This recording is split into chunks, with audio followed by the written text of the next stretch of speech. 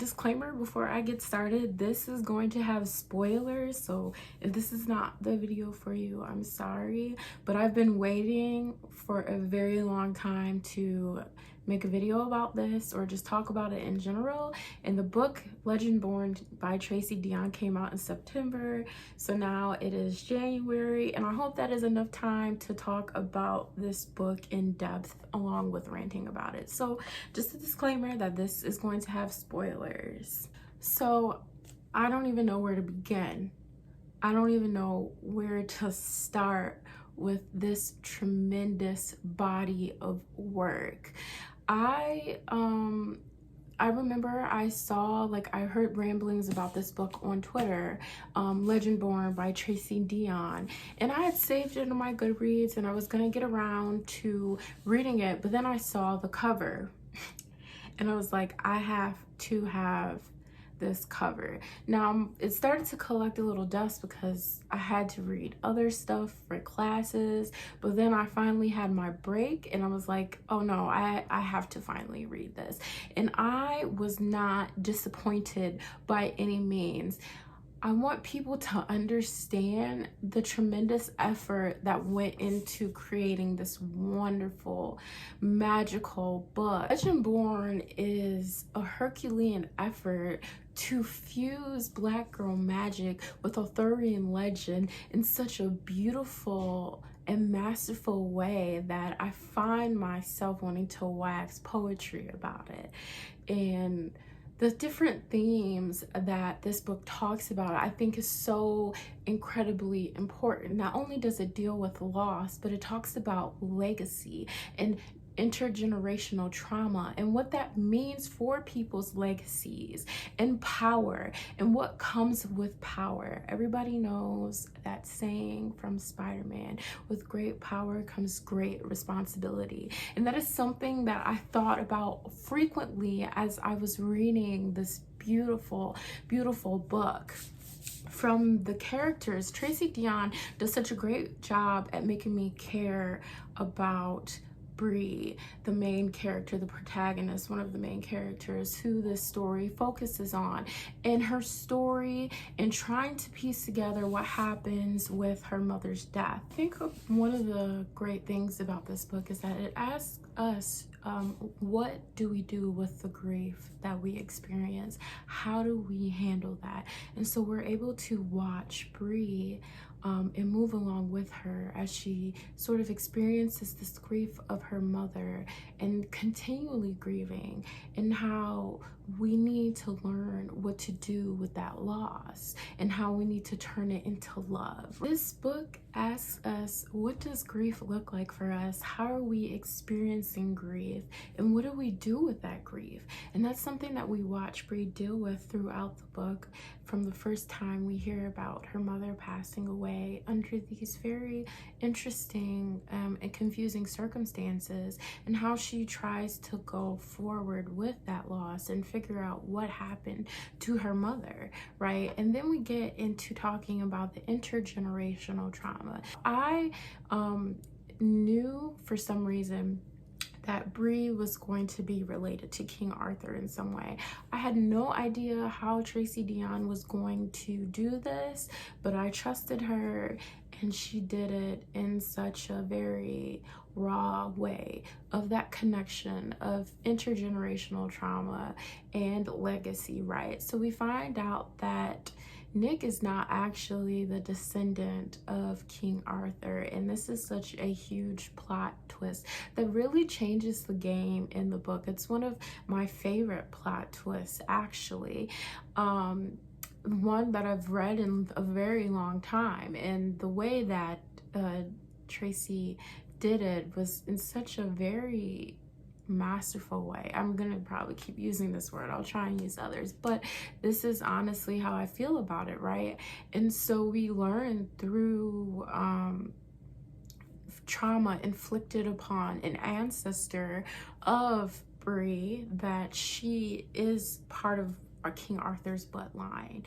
And to see that heaviness, right? Because we learned earlier in the books, right, that everybody can trace their lineage back mostly the white characters can trace their lineage quite far back, and Bree, who is black girl, can't really do that. And that is also speaking to, right, like the African American experience and being black in America and not necessarily knowing what our heritage is and not being able to trace it back. But through this root magic and spirituality that Bree engages in when she learns about what her mother really was from another woman, the counselor that her father has her talking to kind of deal with that grief and that loss of her mother so she can move forward. And she learns her history, she learns her heritage, and she learns the legacy that is left from King Arthur's line, right? And how that intertwines with hers. And it's such a very heavy book at that point, but I think it is very important that we talk about what legacies mean and how things are interconnected, people's histories are interconnected, and what that means for people's lives today. And we see how that plays out with Bree's relationship as she learns that she is part of the line of King Arthur. So of course, one of my favorite relationships in the book is Nick and Bree. They seem to come really easily together, and I really like that.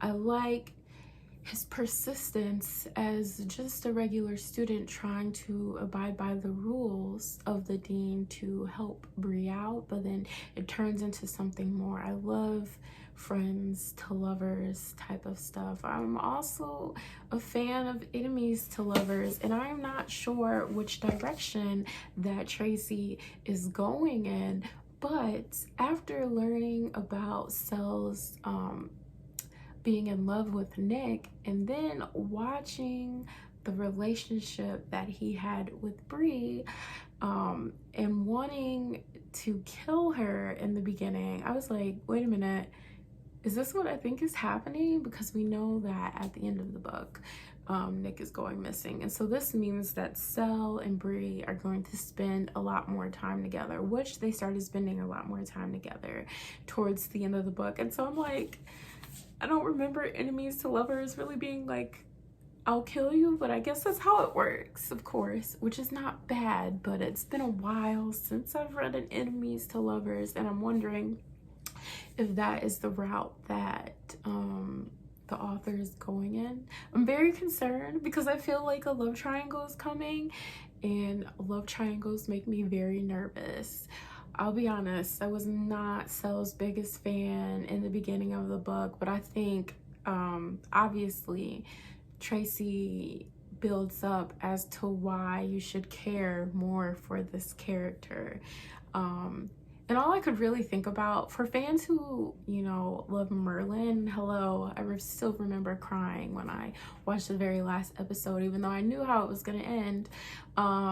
In my mind, I have Nick as Arthur in my head from Merlin, and I have Sel as Merlin from the show. And so it's very interesting as I'm reading this as well. I think Legendborn is such a timely story of a coming of age for a Black girl who is experiencing grief and learning to manage it, and also trying to find her place in the world.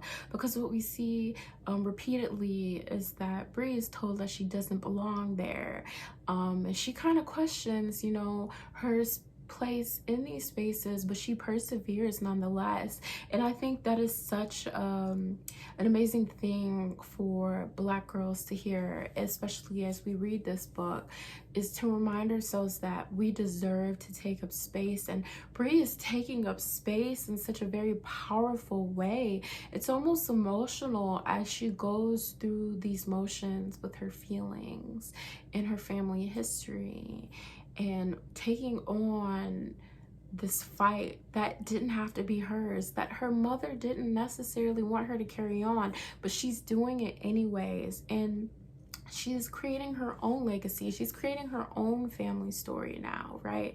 Like, she's learned what's happened to her mother, and she's grappling with that, you know, the cover up of it, what's happening.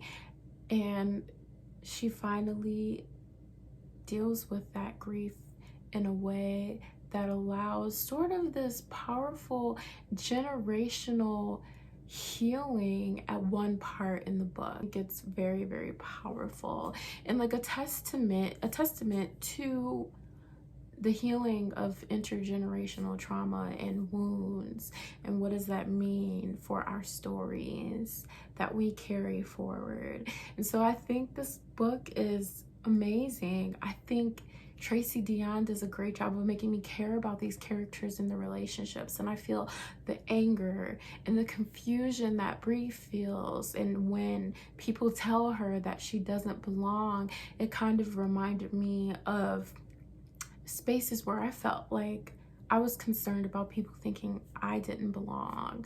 And what this book is telling Black girls is to take up that space, be in your power, deal with your grief, turn your grief and loss into love, and move forward. And what comes out of moving forward is powerful and beautiful, and it's worth everything.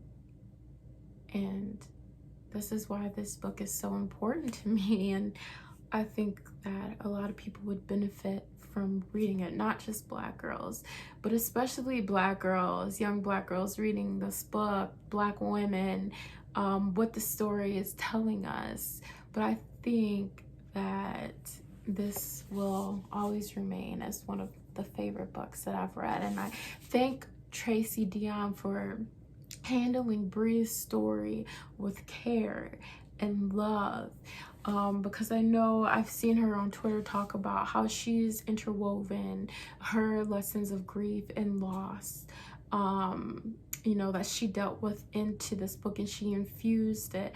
And so I appreciate and I'm very thankful for that vulnerability that I see in this writing, and I cannot wait for the next book. And I hope that all of you decide to pick this up and read it, because it's everything. It's Black girl magic, it's Arthurian legend with a twist, it's dealing with trauma, it's dealing with loss, it's dealing with grief, it's dealing with love, and what happens when we turn that righteous anger into love, and it burns bright, and we can fight for the people that we care about. So I hope you enjoyed this review, and if you did, please hit subscribe or come back anytime you want to. But this was Blues Reviews. Thank you so much for watching. Bye.